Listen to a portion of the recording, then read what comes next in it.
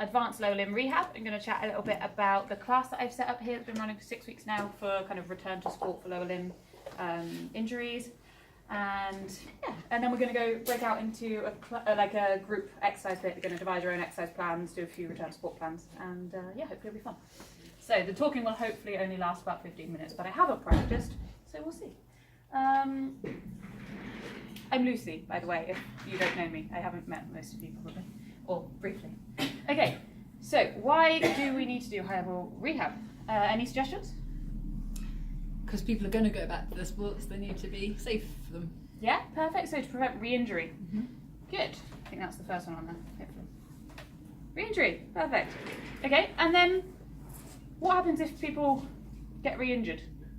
They stop exercising. They stop exercising, perfect. Okay, so psychology is important as well. So if they get re-injured, they become fearful of exercise, they become fearful of sports, and then they stop exercising, so their activity involvement goes down, and they become sedentary, which gives us way more problems in the future, okay? So that's kind of the worst case scenario.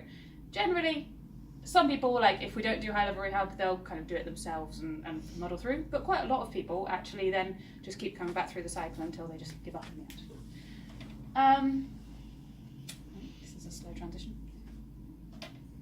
Okay, quote here, so functional capacity after rehab, so after we've seen them, should be better, or should be the same, if not better, than before they were injured. Okay, so they should be able to go back when they're left here, okay, with a plan to be able to get back to the level that they were at before. Okay, so what are the components of rehab? I think there are about 7 or 8 that I've listed. Anyone got any suggestions? Do you want me to give you an example? Strength, perfect. Strength is a component of rehab. Proprioception.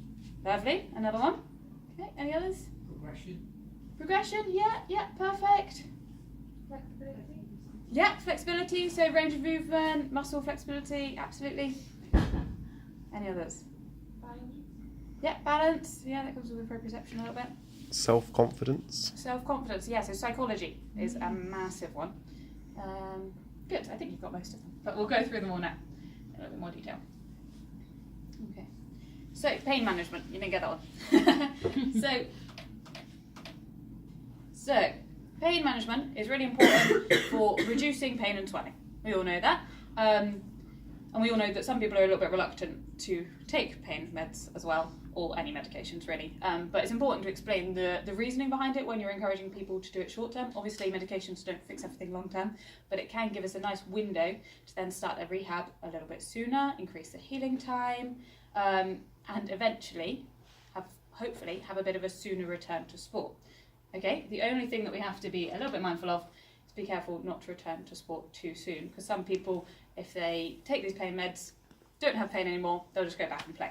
So it's educating them around, you're taking these to try and get us stronger a little bit sooner, but we've still got to make sure we're nice and strong before we return to play. Okay. Flexibility and joint range of movement. Okay, so it should be previous or the same as or as close as can be to previous. Okay, and ensure that all the muscles affecting the injury are equal to before. So pretty much throughout this, we're trying to make people the same as they were before. Okay, obviously sometimes if you have an injury, you can't always get the same range of movement as before, but working your hardest to try and get that range of movement, and if not, making sure that they know how to adapt certain movements, or what it is they're going to be limited in, and having that discussion with them is really important too. So yeah, equals the other side, but then also other muscles that could be shortened or tight or lack of use, anything like that, because they haven't been using them. Because they've been injured. Okay, so they're not going to be doing the same level of activity as they were before. They might have changed to different activity. So if they've got any injury, their glutes might also be tight, and their calf, and their core might be a little bit weaker, and all of those things. It all comes into play. Okay. Strength and endurance, as we spoke about. Okay, so the best way of getting someone back to playing is replicating what they're going to be doing. Okay, we all know this. So some of the components with that is how long will they be playing for? Okay, so we need to design them exercise programs or chat to them about designing their own exercise programs that are going to last the same amount of time as when they're going to be playing. So if someone's playing an 80-minute rugby match, they need to be exercising for 80 minutes to make sure that their muscles are able to sustain them for that amount of time. Otherwise they do half-an-hour exercise programs, but then when they come into the last 10 minutes of play, their muscles don't have that endurance and under aware that they then get re-injured again in that time. Okay, the type of strength required. So we all know the basics: strength, power, endurance. Okay, but it's actually really important. So you've got to break down each component of each activity into what they're going to be doing and how long they're going to need to sustain it for. And sometimes it can be a mixture. Okay, so I'm going to talk about rugby quite a lot in this because I play rugby and it's the easiest one for me. But say in a scrum. Okay, so you think scrum, big people hitting each other, you're going to need power, probably, for that initial hit. But then you're also going to need endurance. Okay, so they're doing hundreds of little movements each time there's a scrum, and yeah, it might only last 30 seconds, but it's kind of sustained movements for 30 seconds. Okay, so then we need to work on that initial power hit, but then also making sure that they've got the endurance to sustain it as well. And yeah, how long movements need to be sustainable? That was that one. And obviously the muscles involved. So make sure all the muscles around it are being strengthened.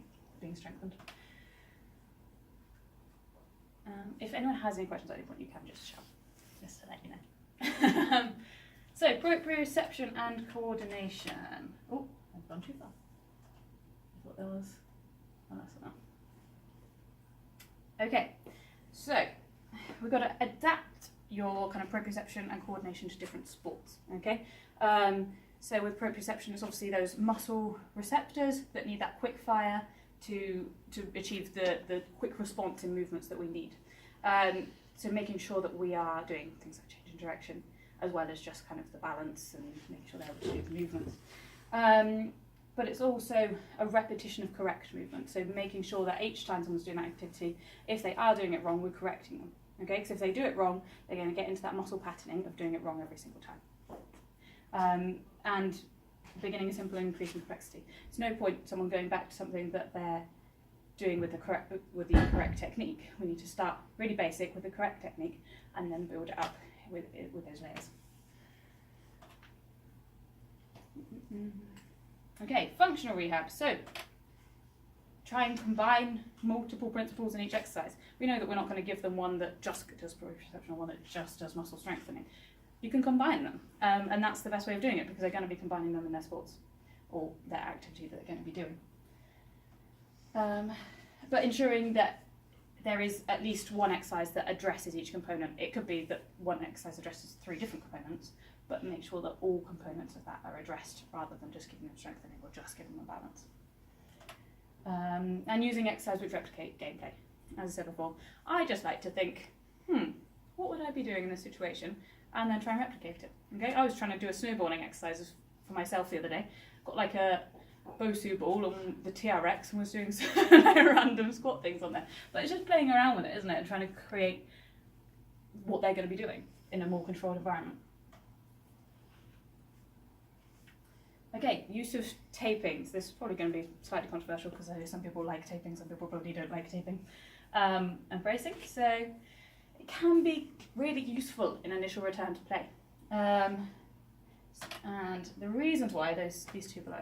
Okay, so taping is not going to stop you from doing a movement other than the first kind of 15 minutes of play. We know that. It's not going to stop you from going into that, but it gives you that proprioceptive feedback that tells your brain, actually, I need to be a little bit more careful of this joint because there is something wrong with it. It reminds you, okay?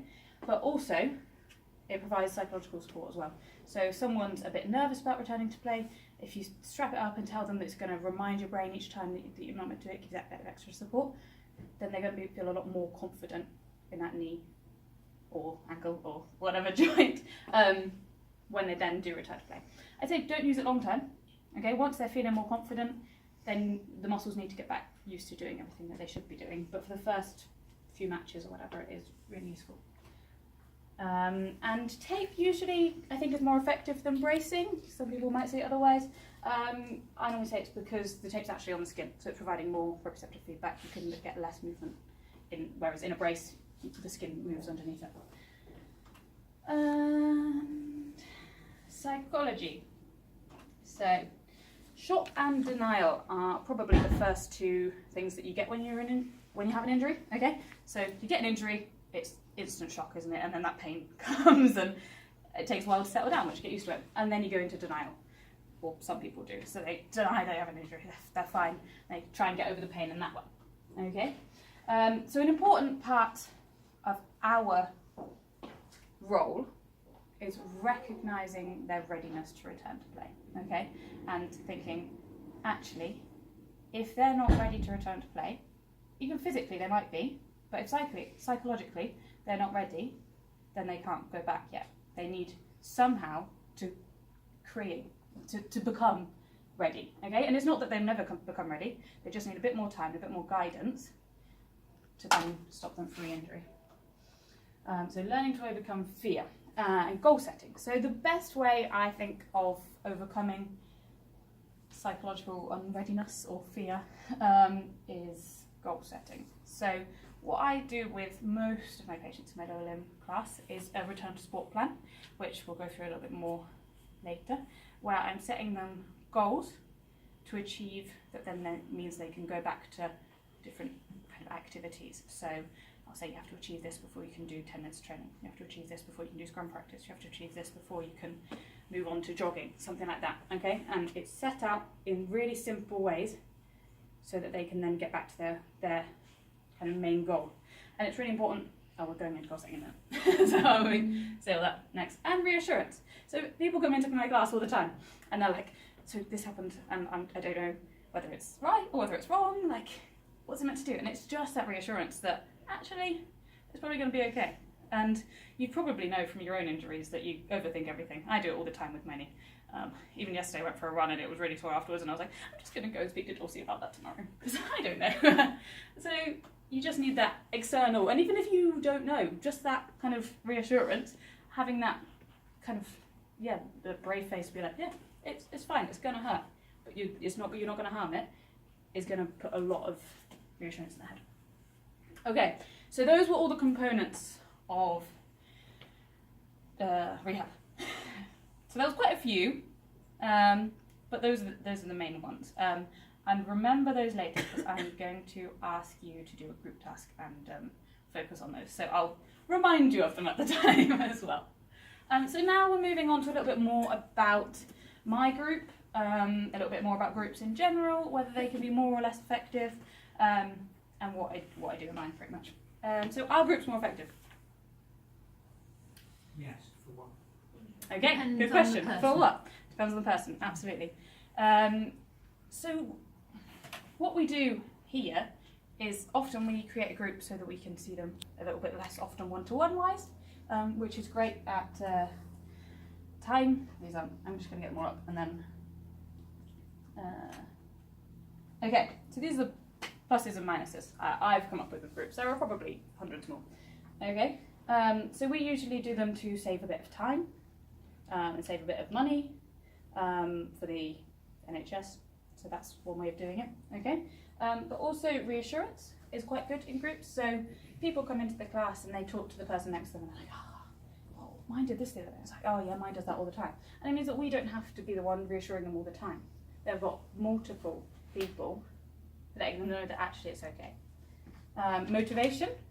So to come to a class means they have to do exercise. If you send them away with exercises, they might not do them. So that's always useful. And competition. So when I do my outcome measures, I do loads of hopping, and I normally do them with more than one person at a time. And they're like, oh, I've got to beat that other person. I've got to do more. Okay, which is great. It means that they're pushing themselves a little bit harder. Negatives. Sometimes there can be a lack of targeted exercises. That can sometimes happen in a group if you've got lots of different conditions coming in, and even different people with the same condition. If you have your set exercises, it might not be right for that person. So it's really important that the person who runs the group make sure that they're tailoring the exercises to each individual person, which I'm sure you will do if you're in a group. Sometimes questions can be unanswered. So when you're running around trying to talk to everyone, and you're not spending one-to-one time with people, then a lot of questions can build up, and that can affect the psychology as well, that we're not giving that reassurance kind of one-to-one. But as long as you try and take time, maybe have like an area where you're sat or stood and they can come and talk to you and take 5 minutes out and really address that, then that's quite useful.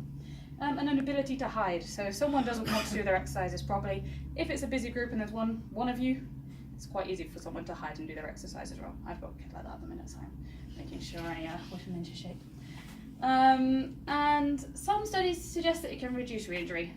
So that's just one study I found, there are probably more, that said after ankle sprains there was 22% less likely to re-injure after the first year if they've had supervised exercise over unsupervised exercise. But there are probably studies going the other way as well, so we'll see. Do they infer what aspects of group work they think? How's that? I think it was more just the supervision. They're making sure that they're doing the exercise correctly and that they're coming and doing the exercise was the main. They didn't state much into kind of components or anything like that. Okay, so this is the rationale for my class that I run here. So I set it up 6 weeks ago. We've had probably about 7 or 8 people coming to the class now. It's getting there, it's building slowly.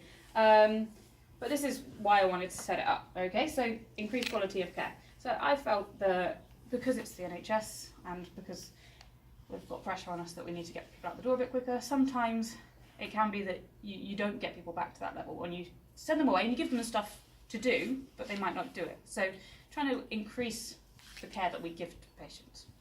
And then saving time and money. So if we got 1 of me and 7 people, obviously less time and money than if we would be seeing them individually.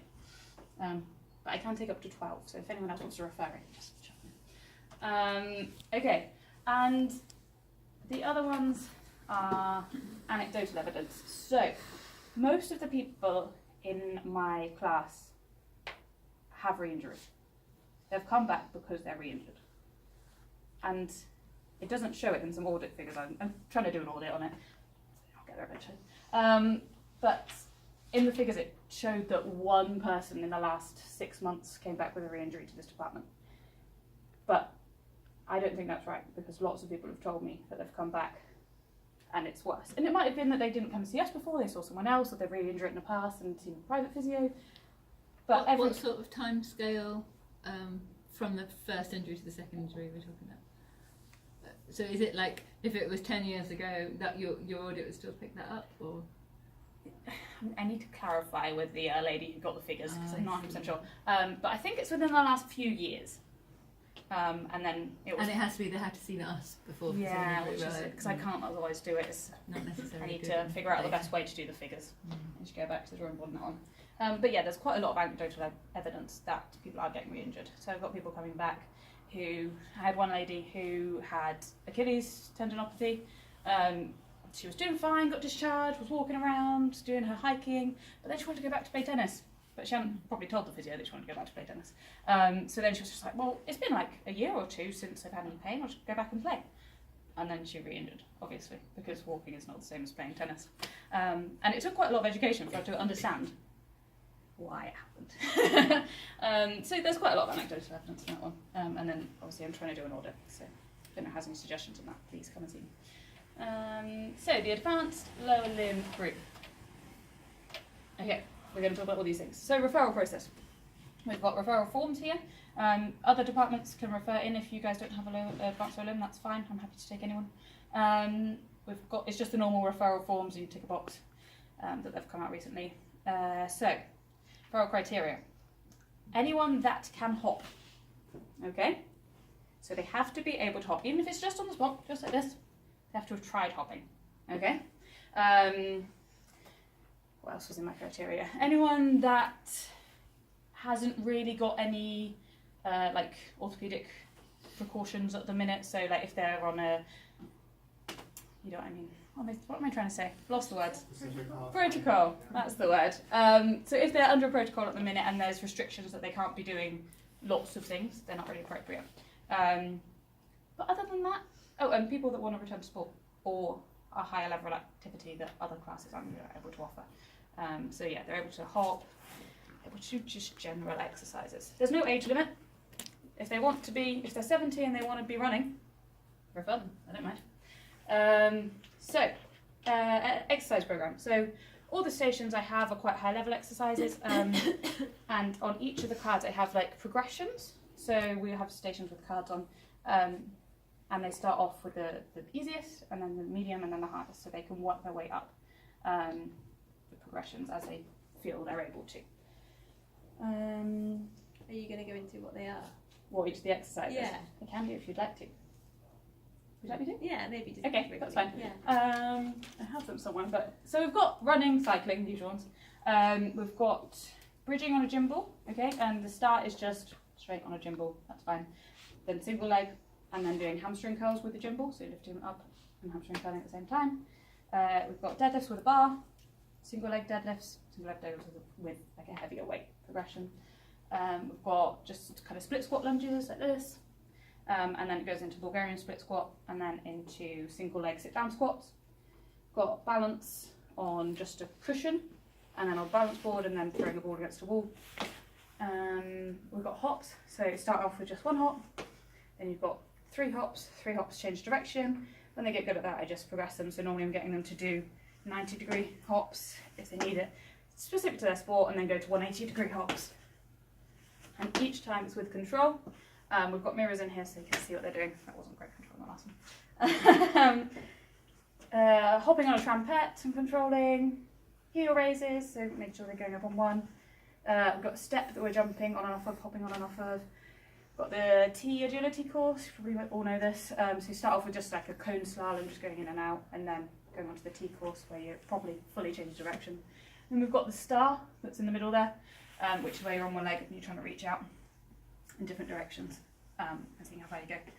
And the outcome measures we use are also exercises in the class. So we've got the star and the hops as our outcome measures. We did want to do the other ones that you did in your ACL as well, but there wasn't enough time. I had to cut them down. What else? So yeah, that's outcome measures. But with the exercise program, I also give them the exercise program as well, so they can take it away and do it. I give them all a copy one of the weeks. And then ongoing management. So they only come to see me for about 6 weeks, but it can vary obviously depending on if they need to come for more. But if they're not doing things that they want to be able to do at the minute, I give them a return to sport plan. Again, I think that's on the next slide. So I'll go more into that, and it gives them a specific goals to be able to get back to doing what they want to do. So then they can go away and self-manage a bit easier. So yeah, resources that I give them, return to sport plan, and the exercises are the main ones. And I go through a little bit of taping with them sometimes. So Ben was my first one who got discharged today, and I went through how to tape his knee up for when he goes back to play football. Goal setting. I'm going to have water around here somewhere. Been talking for a long time. I didn't think it would last this long. So long and short-term goals. So you want to be setting, obviously their goal is normally return to play. They know that, but then you've got to sit down with them and think, actually, what do you need to achieve to be able to do that? And I think kind of weekly goals are pretty good, but it depends how much time you've got to be able to do that. The idea would be each week they'd achieve a new goal and they'd know that they're progressing. But as long as you've got quite a few goals, then that's all right. And specific functional progression, so stuff that they're going to be doing anyway, and not outcome related. So the goal shouldn't be to return to football training or to return to playing a game, because how do they know when they're ready to return to that? Okay. So the specific functional progressions are like, okay, so when you can do 20 single leg heel raises, you can go back to sprinting. It depends on the injury, obviously, but something like that then they can go on to that next stage. And performance process rather than outcomes, so what I just said a second ago. And this really helps to promote psychological readiness. So they can take charge of how they're progressing, if they need to do more, if they need to do less, and where they're going from there. So this is my return to sport plan. It's fairly basic. It needs a name box, but we'll get there. So I've just got injury at the top and then the patient's goals. So it's normally pretty basic. Injury, whatever they've done. Goals, return to whatever they want to return to. And then I break it down. You can change the amount of boxes depending on how many goals you have. So to return to, and you start off with whatever the next step is from what they're doing at the minute. Okay, so say at the minute they're walking fast for a few miles and that's okay. So return to jogging, what do you need to do? And then you give them a goal for that. Okay, I've got an example of the next one. You might not be able to see this, but I'm going to hand them around. Anyway, so this was one that I did for a lad I was seeing with an ankle fracture, and his goal is to return to rugby. So, at the minute he's jogging, and he's doing alright with that, but he wants to return to like sprinting, changing direction in rugby. So I said that he has to jog for 5 minutes, and hop 75% of the distance of the other leg, to then return to sprinting. So if he returns sprinting too soon and he's not able to have a fairly normal gait, then, and because he's weaker on that side, not able to hop that far, then it's going to cause other problems, isn't it? And it goes on like that. I'll hand it around when we do a group task. Group tasks are there, finally. So, I'm going to give you some case studies, and then you've got 2 tasks. So, depending on time, we'll go away to do the first one, come back in, and then do the second, or we'll just do them both in one go. Don't know what the time is right now. And you can use any of the equipment in this room, just run around and find stuff, okay? So the first one is I want you to create an exercise program which involves all of those components of rehab that we talked about, so strength, endurance, proprioception, psychology, all of those things, okay? For the current level, and I've put that all in the case studies. And then the second one is a return to sport plan with specific performance process goals, okay? And you can either do them at the same time or separately. I will come around and tell you. So, can you get into 4 groups? You can stop filming now.